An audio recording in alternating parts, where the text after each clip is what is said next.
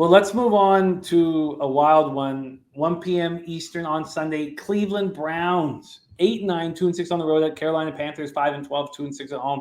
Bank of America Stadium in Charlotte, North Carolina. We have scattered thunderstorms, 77 Fahrenheit, 5 miles per hour. Oh, I already had that up. So here we go. Line history in this one.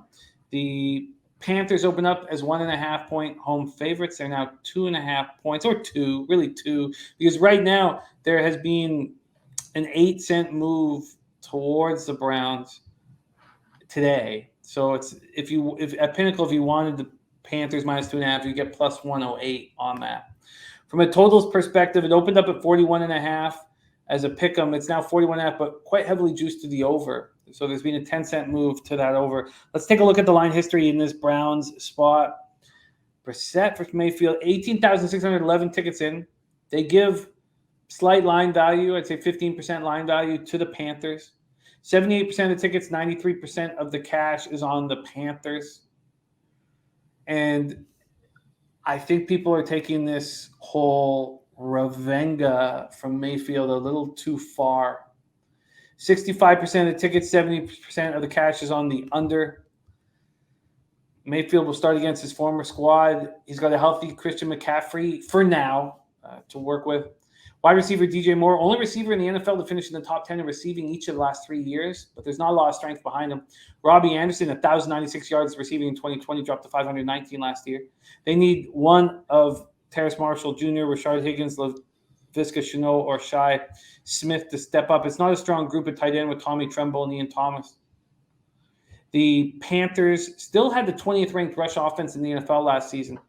That was without McCaffrey. Things will be more difficult for Mayfield with Bradley Bozeman, their starting center, out.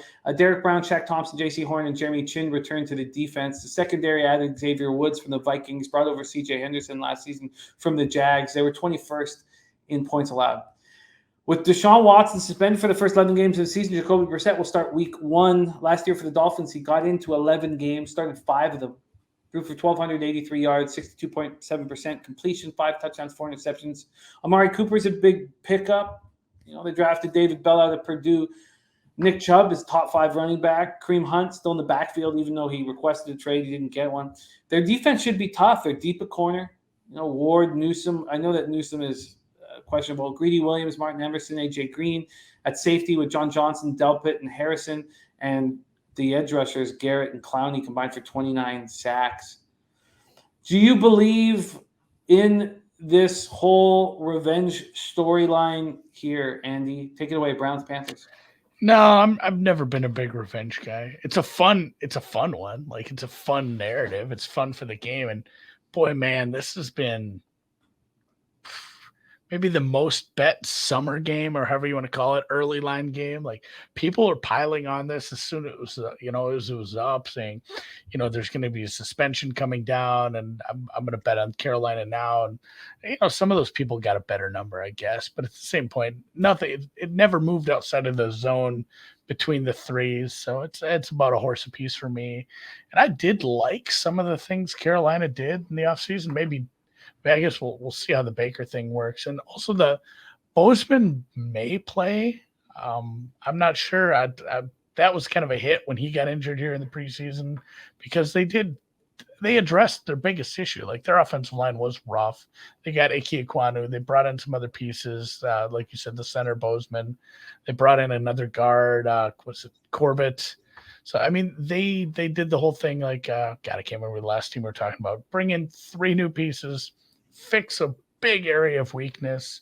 And honestly, maybe even if we don't get the best of Baker Mayfield, I'm really out on the Sam Darnold thing. It was really good for 3 weeks, against like 3 really, really horrible teams.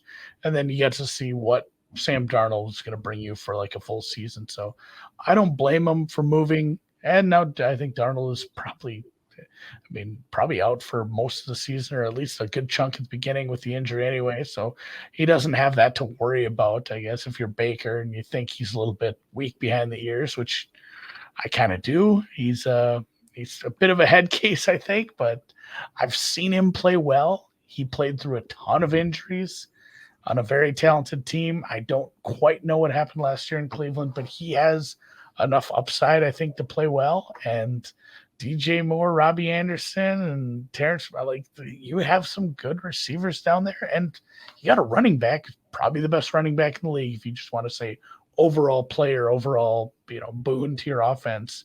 And he's going to get hurt probably, but he's not hurt yet. You have him for week 1. So I tend to like, and as much as I don't like to bet in these early ones with so uncertainty, I kind of tend to like this over, because I don't think Jacoby Brissett's bad by any means. This will be one of the best situations he's ever been put in from hey, here's a really good, possibly the best offensive line in the league. Here's the best 1-2 running back in the league, and some pretty decent receivers, and probably what we feel to be a good coaching staff. So I don't think Brissett is bad. They have a rough schedule. He's going to have some hiccups because they play some very tough teams. But in games like this, I think he's going to be able to command this offense. And I'm gonna. Should we make it a first play as an ugly one? I do think we could. Real ugly low total like this, and I'm taking it over. This was one that sketched me out for a while, but I mean, most of the early betting was on the side. I'm going to take an over 41.5 here. Over 41.5. That's at minus 115 right now at Pinnacle.